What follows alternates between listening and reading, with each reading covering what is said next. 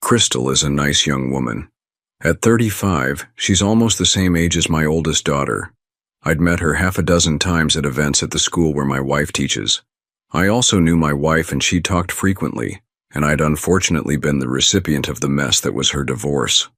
From what I'd heard, her new ex was a Class A jerk who wanted to play the field when he was out of town.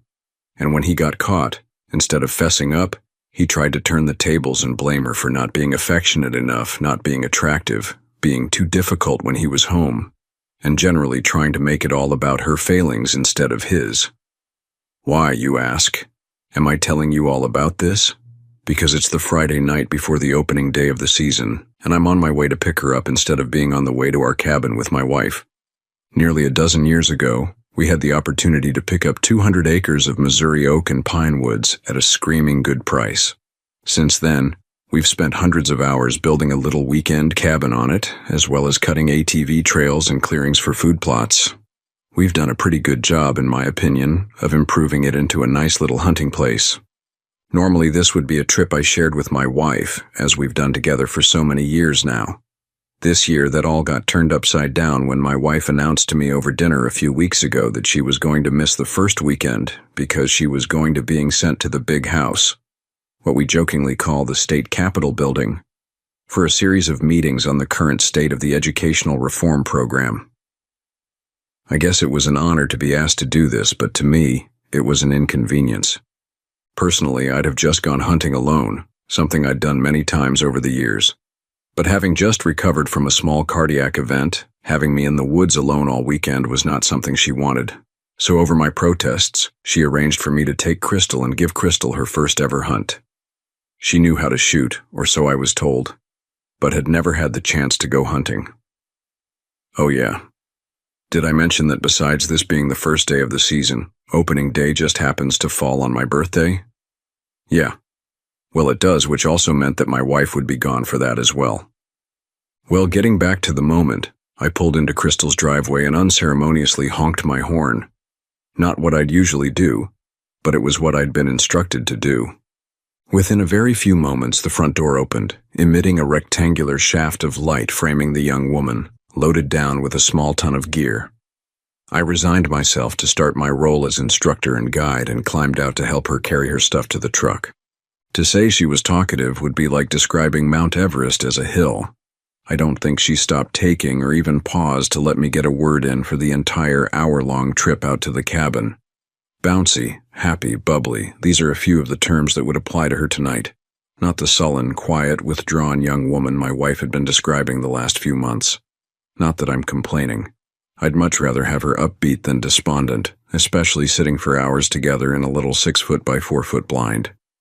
We got to the cabin around 9 and I set to work opening up. Power, water, and of course heat. It may only be getting down to 50 tonight, but at dark 30 it's still nice to climb out of bed to warmth instead of feeling like you were in a tent. By 9:30, I had a nice fire going in the stove, and the blowers pushing nice warm air out into the main room. I'd already shown Crystal up to the loft, which would serve as her bedroom. And she was busy rustling around up there getting her gear ready for the morning, while I turned on the satellite receiver and settled in to watch the end of a good old movie. "Okay to use the shower?" she called down from upstairs. "Sure, help yourself," I answered, having already shown her where the only bathroom was. I'd designed the cabin to be efficient, with only a wood stove for heat since we were off the grid with only solar and a backup generator for power. To that end, the bathroom had 2 large sliding doors that came together to form one corner of the room, one leading to the bedroom and one leading to the great room where I was relaxing. With them open, it allowed the warm air to travel more easily into the bedroom and bathroom, and with them closed, gave privacy to both rooms. It was rather ingenious, if I do say so myself. Holy heck, I mumbled to myself as Crystal came down the spiral staircase next to the sofa I was sitting on, wearing nothing but a small towel wrapped around herself that barely covered her.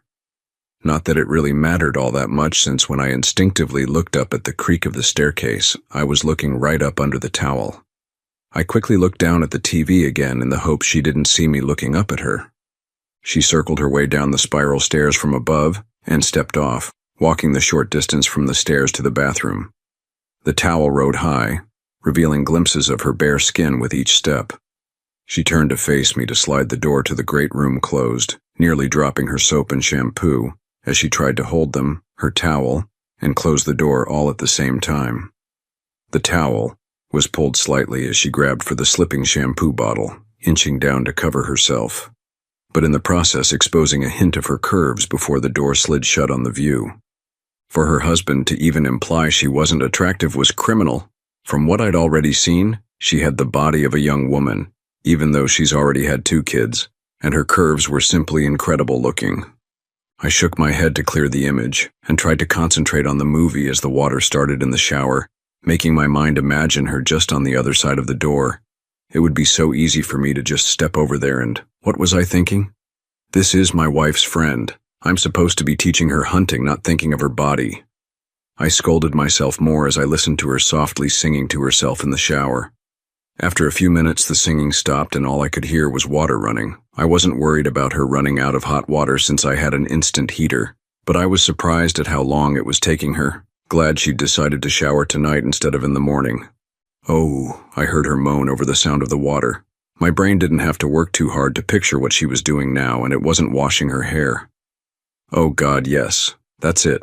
Right there. I wondered if she realized how well that was transmitting through the thin shower stall walls and out into where I was sitting. Finally, the water shut off and I could hear her humming to herself again, as she must have been drying off. I was completely lost in my mental fantasy of what she looked like in there. Yeah, you're right, I am pretty wound up. That has a lot to do with my still active libido and my wife's general lack of interest. It's not really her fault. When they remove the parts that make those hormones, it makes it hard to be interested, which is more my problem than hers. We love each other, but the mismatch over the last few years has caused its share of arguments. We're just still trying to figure out how to make it work out and what things I need to do to encourage her to want it more. Once every 4 to 6 weeks sucks. Bedtime now is more about sleeping than being in any way intimate. Much better, she said as she pushed the door open, holding the towel partly in front of her body as she walked toward the stairs, and me, part of the towel covering her chest, part of the towel being used to still rub her wet hair, and part of her towel covering down over the juncture of her legs, leaving nothing to cover her sides or back half. She stepped onto the stairs and started climbing, while I did my best and failed to not look up at her exposed body. I was almost thankful when she stepped off the top of the stairs and out of my view. I quickly adjusted myself before she came back down.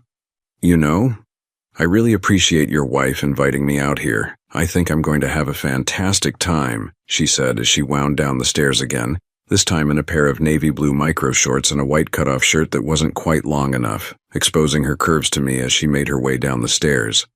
She stepped off the stairs and crossed in front of me, going just far enough to drop down onto the sofa next to me, holding what looked like an empty peanut butter jar. Yeah, should be a fun day tomorrow, I answered awkwardly. You're not the bashful type, are you? I mean, I can go somewhere else and do this if you are, she said sweetly. Huh? Number, I'm not bashful in general, I answered her, not at all sure what she was talking about. Good, she said, opening the peanut butter jar and setting the lid aside. She then very nonchalantly lifted the shirt over her left breast, completely exposing it. Oh, much better, she murmured, as she sprayed streams of breast milk onto the jar. I sat and stared, not sure what to do or say as she filled the jar. Lindsay said she breastfed all of your kids and how supportive you were of it. My husband said it was gross. Yeah, we did, I answered her, still staring at her. I guess back then it was pretty well accepted, but society is swinging the other way again, making it harder to breastfeed. The only way I can do it is to express milk while I'm at work. Lindsay said you used to help her with that too. What? Expressing milk? Yeah, I did it a few times, I answered her. I bet she really liked that, Crystal said softly, leaning forward slightly to squeeze more streams into the collection in the bottom of the jar. I always thought she did, I answered, not even trying to cover up where I was staring. I wish someone would do that for me. My husband would never do anything like that for me. Sorry, I mumbled as she moved the jar to the sofa between her legs and pulled the crop top shirt up and over her head, leaving her completely bare above the waist. Would you? I mean, do that for me just this once? I'd kind of like to see how it feels. Huh? I asked in shock. Just express some milk for me. I'm sure Lindsay wouldn't mind. I mean, it's just milk, right? I don't think, I started to say in protest, more than a little bit sure that my wife would most certainly object to me being this close with another woman, especially one that was a friend of hers. Oh, I'm sure she wouldn't mind, Crystal said, picking the jar up from between her legs and leaning over my lap, resting on me with her left arm between the arm of the sofa and my left leg, her bare back pressing against my stomach. I had little doubt that she could feel the tension between us as her weight pressed against me, making my pulse race even more. There. Now you can just reach over me and do my other side, she said softly, adjusting the jar. Crystal, I started to protest, this really isn't appropriate. Oh, it'll be fine. You're just helping me express a little milk. It's not like anything intimate is happening. Number. We're certainly not doing anything like that, I mumbled, shocked that she would even suggest something like that. Good. Then here, she said, reaching for my hand, still resting on the sofa behind her, pulling it over her body. She placed it gently on her bare skin, and then let my hand go.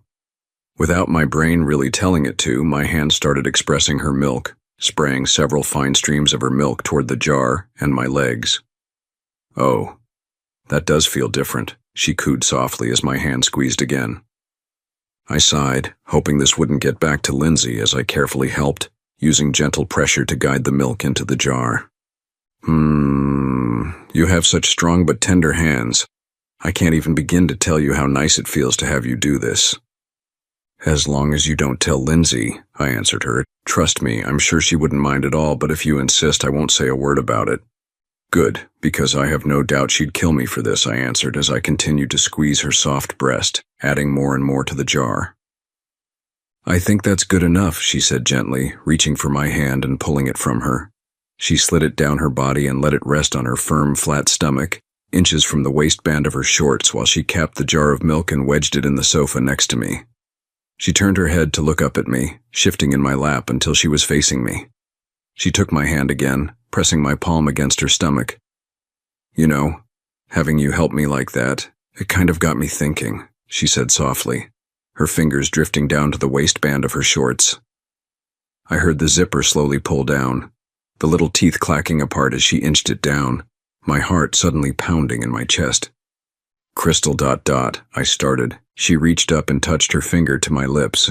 Shh. Don't say anything. I just want to enjoy feeling you holding me. It's been a long time since anyone has touched me like you've been doing. She moved her fingers from my lips and lowered her hand back to her shorts, pushing them down her hip and then lifting herself before pushing them down further. We both know you were looking at me before, so don't pretend you didn't see what I look like down there, she added as she worked her shorts down her legs until she could bend them up and push them the rest of the way off, leaving her naked on my lap. I didn't mean to. I started to quietly protest, stopped by her fingers once again touching my lips. Shh. No need to explain. I knew what you'd be able to see if you wanted to. I just wanted to know if I was good enough looking for you to want to. Based on this, she said, her fingers brushing over my lap. You liked how it looked. This is really wrong, I said again. You're my wife's friend. I shouldn't be doing this. Shh. Trust me. She isn't going to know, and right now I really want to feel your hand a bit lower than it is right now, she said softly, reaching for my wrist and pushing my hand down lower. She lifted one leg and hooked her foot on the top edge of the sofa, drawing me closer. Crystal. Oh, don't stop now, please. I just want to feel someone else touching me for a change, she pleaded. I shook my head, my fingers trailing softly against her skin. If Lindsay finds out about this, she won't be happy, I muttered as she let out a soft sigh. So nice, she whispered. You're so gentle, but there's a strength in your touch. Lindsay is so lucky. Yeah, and I'm in trouble, I mumbled, my fingers trailing softly along her skin. She shifted beneath my touch, her body responding instinctively, each movement drawing her closer. Her breath hitched, and I could feel the tension building with every gentle caress. She gently tugged at the waistband of my sweatpants, her eyes flickering with curiosity as she pulled them down slightly, closing the space between us. I tensed beneath her, overwhelmed by the sensation as a wave of release washed over me. She pulled back, settling beside me with a soft, contented sigh. As she shifted, she stretched out, her hands resting gently on her body, a quiet calm settling between us. For what seemed like minutes, she finally lowered herself slowly to the sofa. "Oh, that was good," she murmured. "Thank you," she said, abruptly pushing herself up from my lap. She walked to the kitchen area and put the breast milk into the fridge, and then walked back past me and up the spiral staircase. "Good night, Robert," she called from the top of the stairs before disappearing from sight. I sat for a while longer, staring at the TV, but barely even noticing the movie had long since ended. Finally, I turned the light off and went to bed, pulling on a pair of flannel PJs before crawling into bed. Morning came, or more to the point, the alarm started its incessant beeping, demanding that I get up and shut it off, which I did. I crawled from the bed and padded to the bathroom. I turned on the light and took care of my morning business before heading back into the bedroom to dress.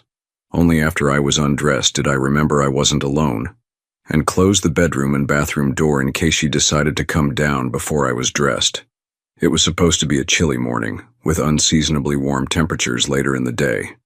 So I chose a pair of lightweight thermal underwear before pulling my typical camouflage hunting clothes on. Dressed and with my boots on, I headed to the kitchen, calling up to the loft for Crystal to get up. "Okay," she called sleepily. I heard her feet on the stairs and turned to look at her coming down, rubbing the sleep from her eyes as she walked down the circular staircase completely naked. "Be there for breakfast in a minute." She yawned as she headed to the bathroom, not bothering to close the door, even though I really couldn't see anything from the kitchen anyway. I had bacon frying in the pan as she came out to the kitchen, still naked. She pulled the peanut butter jar from the fridge and sat on one of the kitchen chairs, leaning herself over slightly as she started expressing milk into the container. "You could put clothes on," I said with a bit of a frown as I turned the bacon. "You don't like seeing me like this?" she asked without looking up at me. "I didn't say that." "Then you like it?" "Yeah, okay, but clothes?" "Why? I don't wear any at home once the girls have gone to bed." "This isn't home. Number, I suppose if it makes you uncomfortable, I can put something on."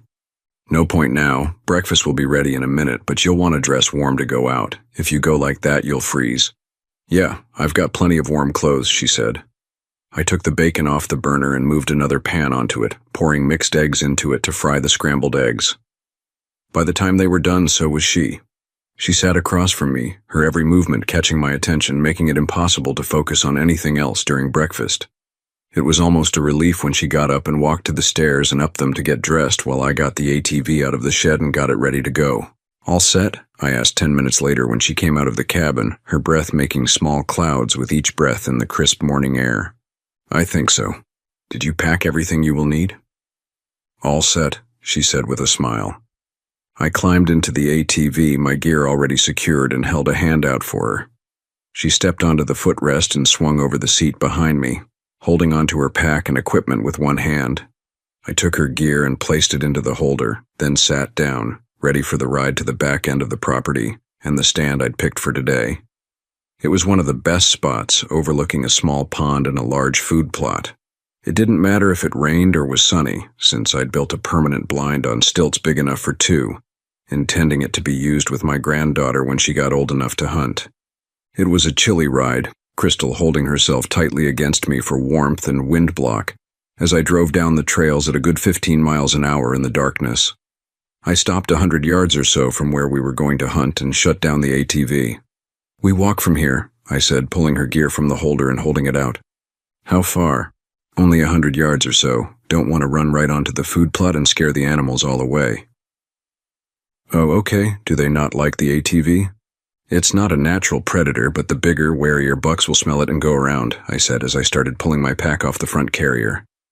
I flicked on a red headlamp and turned the ATV headlights off, dousing us in darkness for a few moments until our eyes started to adjust. We walked down the path to the food plot, across it, and then I helped her climb up the 12 feet into the stand. It wasn't fancy. 2x4s with a wood floor and metal sides and top.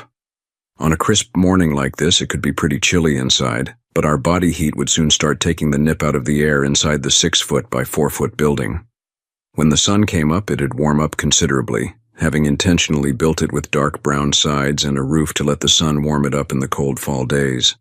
We settled in, I opened the windows, and we waited for the sun to make its appearance on the horizon. I sat with my eyes closed, not quite sleeping, but not really awake for nearly half an hour before the sun started to brighten the eastern sky. Slowly the sky changed from black to deep purple to dark blue with a tinge of orange, and finally to light blue as the sun struggled its way up toward the treetops. The weather was perfect, the location was known to be good, all we had to do was see an animal. I didn't even have my gear ready. This trip was about coaching Crystal, so that was my focus. "It's pretty out here," she whispered. "Yep," I whispered back. "This is a good spot. I've taken almost a dozen animals out of this clearing. They come for the pond water." "Oh," she answered quietly. We sat without talking for almost an hour before I saw the first signs of movement for the morning. It was dead still, no wind at all to cause the leaves to rustle, so seeing a slight movement out about 100 yards through the brown leaves instantly drew my attention. "There," I whispered to Crystal, pointing toward the animal slowly making its way toward the food plot. It was a small buck, its 4-point antlers thin and spiky compared to a more mature buck. Young bucks seemed to be a bit more stupid than older, more experienced bucks. If they live long enough, they learn not to do dumb stuff like wander right out into the middle of an open food plot during hunting season. How do they know it's hunting season, you ask? I really don't know, but they always do. Crystal was filled with anticipation. She started fussing and moving too loudly. Of course, this scared the deer away. "Oops," she said meekly. "Yeah," I agreed, sitting back and sighing again. I wouldn't personally have harvested that deer, but for a first-time hunter, anything brown is a good target. We sat silently for about 10 minutes, each of us with our own thoughts. Almost suddenly she stood up, well, as much as you can in the low ceiling blind, and started peeling off her coat. "You okay?" "I thought you said it was going to be cold. It's getting flat hot in here." "Yeah, probably up over 70 in here already with the sun hitting us now. Not that warm out there, though, I guarantee." "But I'm not sitting out there," she said quietly as she dropped her jacket on the ground and then sat down again, unlacing her boots. "What are you doing?" I hissed quietly. "Getting rid of these long johns. I'm roasting," she whispered back as she pulled one boot off. She pulled the second boot off as soon as the first was sitting on the floor without her foot in it. Then she stood up with her head bent down to not hit the metal roof. She undid the front of her camo pants and pushed them down, sliding them down her legs before sitting back down again. She pulled the legs off and dropped them on the floor of the blind before standing up again. I stared as she pushed the green long underwear down her legs. She sat down and worked the material down her legs, peeling it off over her feet, her heavy socks dragging off her feet at the same time. She tossed them on the pile with her pants and then pulled her t-shirt up and off, reaching last for her thermal long-sleeved shirt, pulling it off as well. "There," she said as she sat on the bench next to me. "Naked co-ed hunting," she giggled. Yeah, I agreed, not even bothering to hide my staring. So? So what? So? You gonna what?" I asked, not understanding what she was asking. "Get undressed? I mean, the deer can't see us in here and it's not like anyone else will either." "What, take my clothes off?" "It wouldn't be co-ed naked hunting if you weren't undressed too," she chided me with a grin. "Come on." I looked at her, my brain still trying to work out what she was asking. "This is so inappropriate," I mused out loud. "Oh, no more so than me lying on your lap while you helped me express milk or sharing those other intimate moments. I'd think those were much more inappropriate than being undressed with me in a deer blind. Like I said, oh come on, you wouldn't want me to tell your wife that you were intimate with me now, would you?" "You wouldn't," I protested. "Besides, that was your idea." "You really think she'd going to care whose idea it was? Besides, who do you think she'll believe? You saying it was my idea, or me saying you undressed me and played with me while I was sleeping?" "You wouldn't." "I might, but then I might not. I suppose it wouldn't be too hard to convince me not to say anything," she said thoughtfully, twisting on the bench seat to look at me with a crooked little grin. "So I'm supposed to conclude that if I get naked with you, you won't tell her, or something to that effect." "Something like that," she answered, the grin never leaving her face. I sighed heavily. "Fine, I'm already done for. What's a little more?" "That's the spirit," she said brightly as I bent over and started working on the laces of my boots. It only took a few short minutes for me to pull off all my clothes, Crystal taking each item from me and tossing them out the window in front of us, leaving both of us naked with nothing to wear but our boots. "There, now it's really naked co-ed hunting," she giggled. "So it would seem," I answered her. She stood up, at least as much as she could in the somewhat low-ceiling building. She swiveled herself around and sat on my lap, her back to my chest, and swung her right leg over mine. She leaned her back to my chest and pulled my hands around her. I really need to have some milk expressed. I'd much rather you do it for me. I see. So all this getting undressed was just to get me to pay you a little extra attention? More or less, she giggled, reaching down. You play with the top? I'll take care of the bottom, she whispered. I could feel the warmth of her body pressing against me, her touch gentle and teasing. Her hand moved softly, sending a shiver through me. You can start any time you want, she whispered. I began to gently work on expressing the milk, spraying her milk in multiple directions at once. You feel amazing. I want to feel even closer to you. Not sure I can get much closer. Oh, trust me, I can, she whispered as she pushed with her feet and she pulled me closer. Oh heck, I groaned as I felt her warmth surround me, her body pressing closer as she eased down. We really shouldn't be doing this, I groaned, wanting to stop but at the same time listening to my body which didn't want to stop anything. She moved against me slowly at first. Her movements grew more intense, her breaths quickening as we lost ourselves in the moment. Oh yes, we most definitely should be doing this, she said loudly after nearly a minute. Uh-huh, was all I could answer. Crystal rested on my lap, little shudders still running through her body, while I held her close. My hands gently cradled her soft curves, savoring the warmth between us. Heck, that was good. I haven't experienced this since I got pregnant with Allie. Allie? Yeah, my youngest. She's 1.5 years now. Oh, I guess I can see why you wanted this then, I answered quietly, starting to feel very guilty about what we'd just done.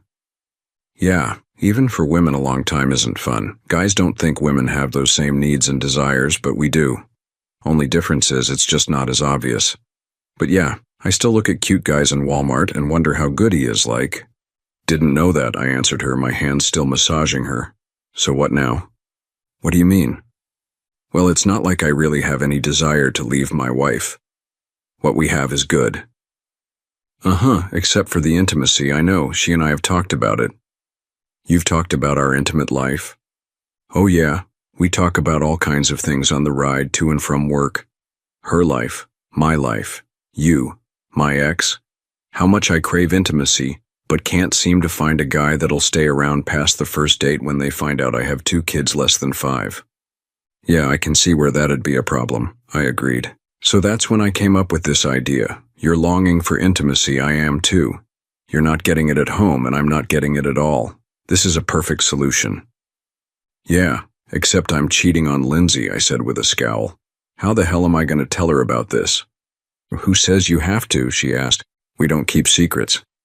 I think you should keep this one. Besides, I don't think she'll mind you keeping it.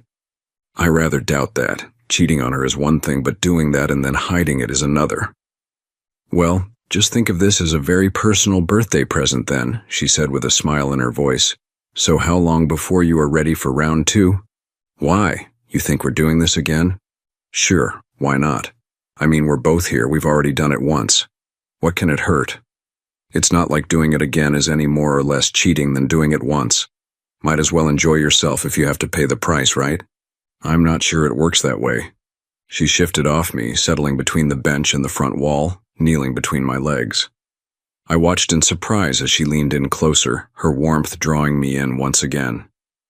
Oh wow, I groaned as she teased me. There, I knew you had more in you, she said with a smile as she stood up. This time you get to do the work. She stepped away, glancing back at me with a playful smirk. Well, you coming or what? Why not? I'm done for when Lindsay finds out anyway, I muttered. That's the spirit, she giggled as I stood up. I moved behind her, feeling the heat between us as I brushed against her, teasing and drawing out the anticipation. She pushed back with each slow movement, silently urging me closer. If I was going to get in trouble, I figured I might as well make it count. After what felt like ages of teasing, her soft pleas grew more insistent, echoing through the quiet woods. As she pressed back once more, I let the moment build, guiding us closer with each movement. I wasn't expecting that, she moaned, starting to move around on me. Good, I answered, holding her and starting to move alongside her. I slid my hands down around her body. We moved together in perfect rhythm, each motion drawing us deeper into the moment. Neither of us cared about the noise, lost in the sensations we shared. Every movement built the intensity higher, with each breath and soft sound pulling me closer to the edge. I tensed, feeling the rush build to its peak. Each movement drew a gasp from her as our bodies moved in perfect sync, the intensity washing over me in waves. I stood there, breathless, every shiver and tremble between us lingering in the quiet aftermath. "Oh my God," she moaned loudly, pulling herself off me and out of my grasp.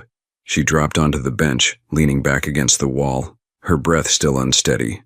"Wow, it's a shame Lindsay doesn't enjoy intimacy anymore. If things were always that intense, I wouldn't let you out of my sight," she said with a breathless giggle. "Uh-huh," was all I could answer as I sat down to catch my breath. I sat looking out the little window, not so much looking for deer as letting everything sink in. I'd just cheated on my wife, twice, and enjoyed it so much. What did that say about me as a person and husband? No, I was going to have to tell her, but how? How did I not get Crystal in trouble too? I wasn't at all sure this little escapade wasn't going to ruin my marriage and Crystal's friendship with my wife, though the second was of far less concern than the first. "I think we need to go in," I said abruptly. "Okay, but our clothes are out there," Crystal said, pointing to the window. "You threw them out, you go get 'em," I chuckled. "But it's cold out there, I'll freeze." "If that's all that this costs us, it'll be cheap," I answered.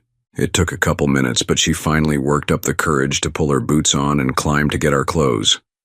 She tossed them up into the blind through the door, and then climbed in herself, shaking from the still chilly air. Not that it was all that warm inside either after she left the door open while she was recovering our stuff. She moved to me and sat on my lap again, pulling my arms around her body to warm back up. I held her for several minutes, my hands resting gently against her. "You keep that up and I might not let you stop," she whispered. "Oh, sorry," I mumbled, sliding my hands from her body. "I'm not," she replied, reaching for my hands and pulling them back on her. "I was enjoying it, just saying that we might need a little more time alone when we get back. I'm not sure that's a good idea. We're already in trouble as it is." Maybe not," she giggled.